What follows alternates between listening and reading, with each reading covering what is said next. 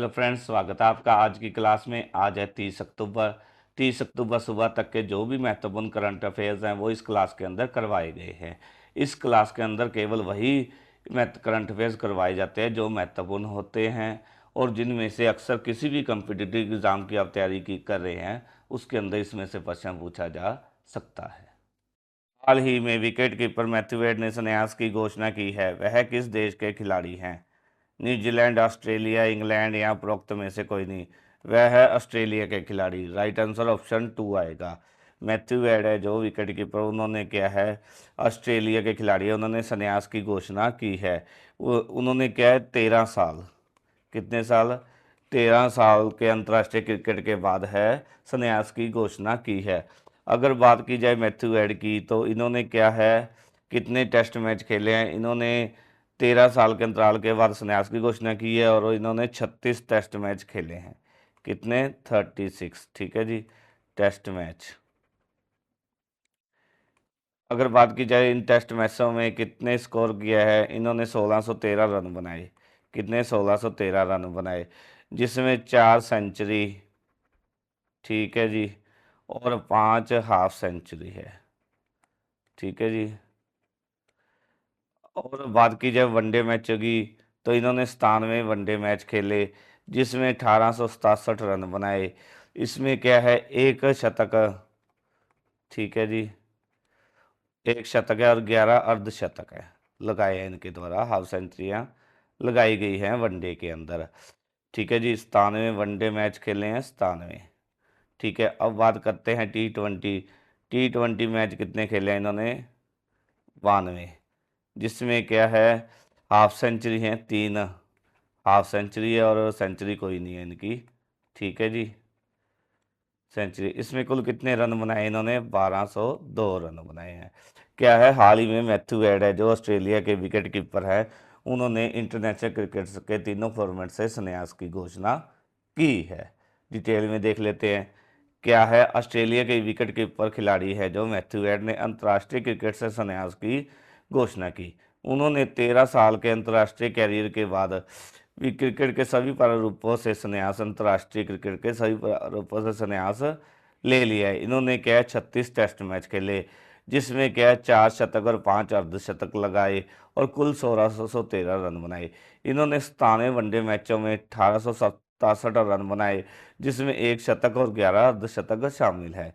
इन्होंने क्या है, 92 टी 20 मैच खेले जिसमें 3 अर्धशतक के साथ कुल 1202 रन बनाए।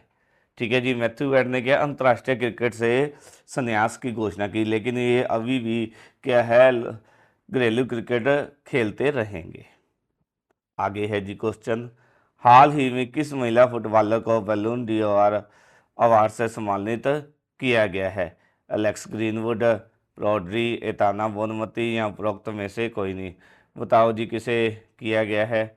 ये किया गया बैलन और डी'ओर अवार्ड से सम्मानित एताना बोनमती को।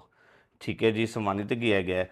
वहीं महिला क्रम में तो फुटबॉलर ये हैं, और पुरुष फुटबॉलर की बात करें तो ये पुरुष, मैन, ठीक है, मैन जो फुटबॉलर हैं वो रॉड्री, उनको क्या है 2024 के अंदर बैलन डी'ओर अवार्ड से सम्मानित किया है। इसके अंदर क्या है, रॉड्री ने तो, पुरुष जो महिला फुटबॉलर है रॉड्री है, ठीक है जी, उन्होंने तो पहला, ठीक है, एताना बोनमती ने लगातार दूसरा जो है अवार्ड जीता है। अब बात करते हैं यह जो बैलन डी'ओर अवार्ड है, ठीक है, इसकी स्थापना कब की गई? इसकी स्थापना इसी 1956 के अंदर। तभी से यह क्या है, हर साल पुरस्कार दिया जा रहा है। इसकी स्थापना फ्रांसीसी समाचार पत्रिका है फ्रांस फुटबॉल द्वारा की गई। ठीक है जी। इंग्लैंड के स्टैनली मैथ्यूज, इस प्रकार को इंग्लैंड के जो जो हैं स्टेनली मैथ्यूज, मैथ्यूज, ठीक है जी, ये पहले खिलाड़ी है जिन्होंने यह पुरस्कार प्राप्त किया था। पहले क्या था, यह पुरस्कार केवल जो यूरोपीय खिलाड़ियों को ही दिया जाता था, लेकिन क्या है 1995 के बाद, कब, आफ्टर 1995, यह पुरस्कार है पूरी दुनिया के वर्ग के सभी फुटबॉल खिलाड़ियों के लिए खोल दिया गया था।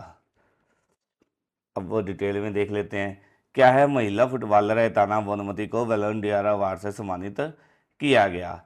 वही पुरुष फुटबॉलर है रोड्री को बैलन डी अवार्ड से सम्मानित किया गया है। रोड्री का यह पहला और ताना बोनमती ने लगातार दूसरा यह पुरस्कार जीता है। अब बात करते हैं बैलन डी पुरस्कार की। तो इसकी स्थापना फ्रांसीसी समाचार पत्रिका फ्रांस फुटबॉल द्वारा की गई और यह पुरस्कार 1956 से हर वर्ष दिया जा रहा है। इंग्लैंड के जो स्टैनली मैथ्यूज थे, इन्होंने क्या है, यह पहले खिलाड़ी थे जिन्हें क्या है बैलन डी अवार्ड से सम्मानित किया गया था। प्रारंभ आरंभ के अंदर तो यह पुरस्कार सिर्फ यूरोपीय खिलाड़ियों के लिए था, लेकिन 1995 के बाद से यह पुरस्कार पूरी दुनिया भर के सभी फुटबॉल खिलाड़ियों के लिए खोल दिया गया था। ठीक है जी। सर्वश्रेष्ठ महिला फुटबॉलर के लिए बैलन डी अवार्ड पुरस्कार 2018 में शुरू किया गया था। इसे बैलन डी फेमिनिन पुरस्कार के नाम से भी जाना जाता है। नॉर्वे की एड्रा हेनबर्ग बैलन डी फेमिनिन पुरस्कार की पहली विजेता थी। आगे क्वेश्चन देख लेते हैं जी। हाल ही में जारी रूल ऑफ लॉ इंडेक्स, ठीक है जी, में भारत कौन से स्थान पर है? भारत है 98वें स्थान पर। ठीक है जी, राइट आंसर ऑप्शन 3 आएगा। ठीक है जी।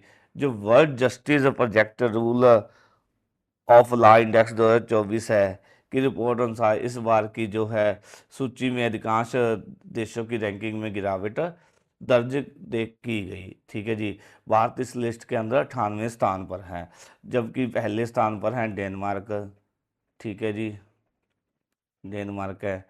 दूसरे स्थान की बात की जाए तो दूसरे स्थान पर कौन है? दूसरे स्थान पर है नॉर्वे। ठीक है जी।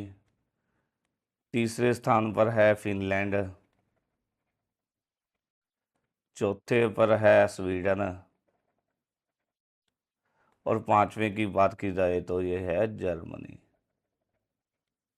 ठीक है जी। ठीक है, अब बात करते हैं यह पुरस्कार है जो यह इंडेक्स है, यह किसके लिए दिया जाता है? यह कानूनी व्यवस्था सबसे बढ़िया होने वाले को दिया जाता है।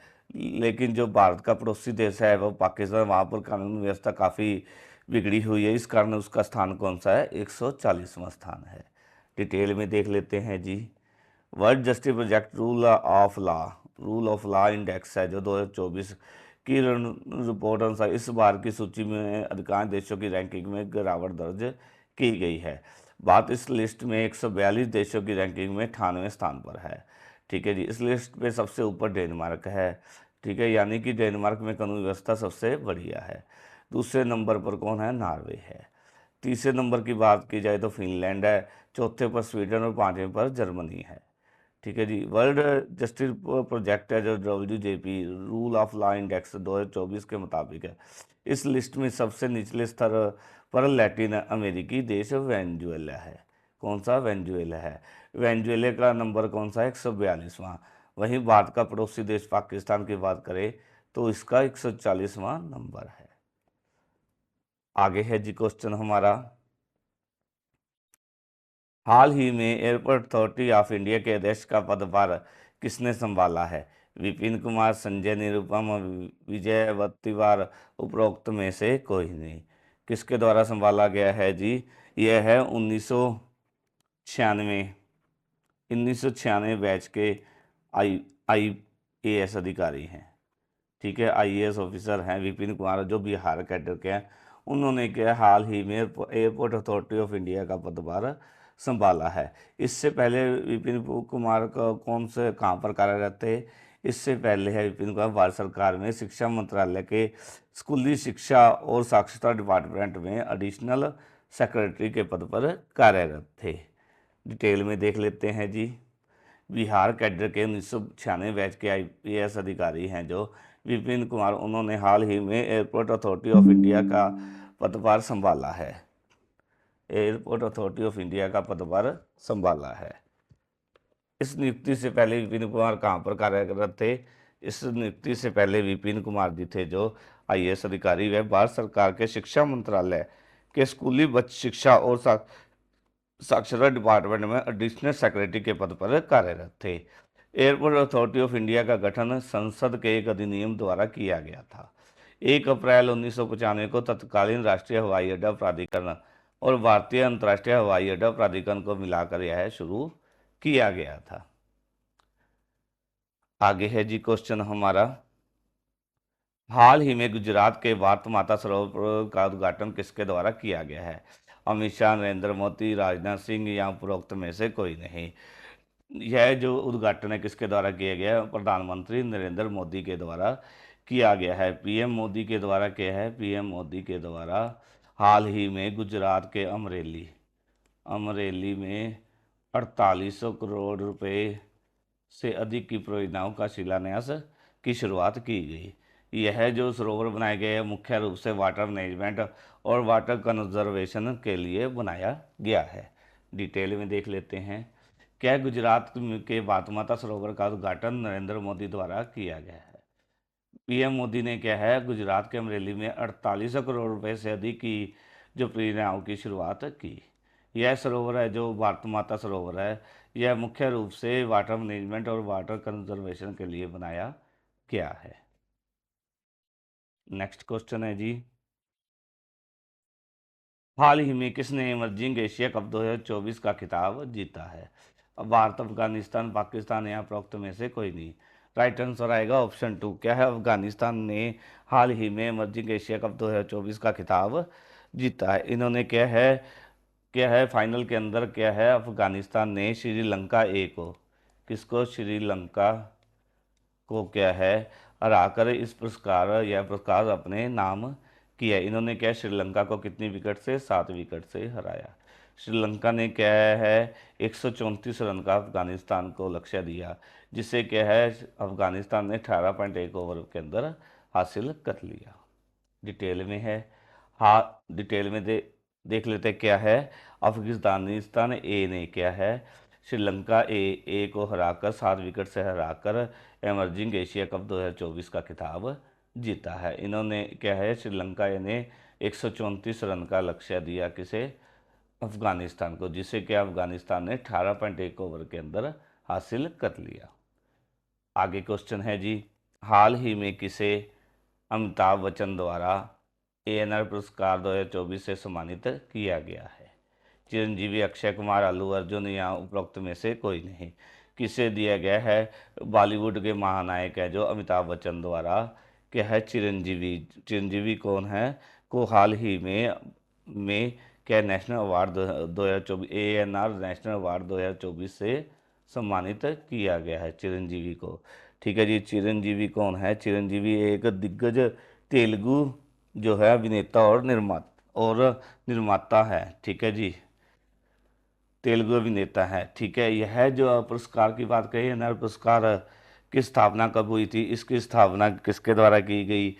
यह पुरस्कार है जो दिग्गज नेता है, दिग्गज अभिनेता और निर्माता थे अक्किनेनी अक्किनेनी नागेश्वर राव, ठीक है जी, को श्रद्धांजलि के रूप में इस पुरस्कार की स्थापना की गई। किसके द्वारा की गई है? ये की गई है अक्किनेनी इंटरनेशनल फाउंडेशन द्वारा इस पुरस्कार की स्थापना की गई है। आगे क्वेश्चन है जी, हाल ही में कौन से देश द्वारा अपने देश के 14 वर्ष से कम आयु के बच्चों का सार्वजनिक स्थलों में निःशुल्क कैंसर का उपचार करने की घोषणा की है? जापान, नेपाल, इंग्लैंड या उपरोक्त में से कोई नहीं। राइट आंसर ऑप्शन 2 आएगा, नेपाल।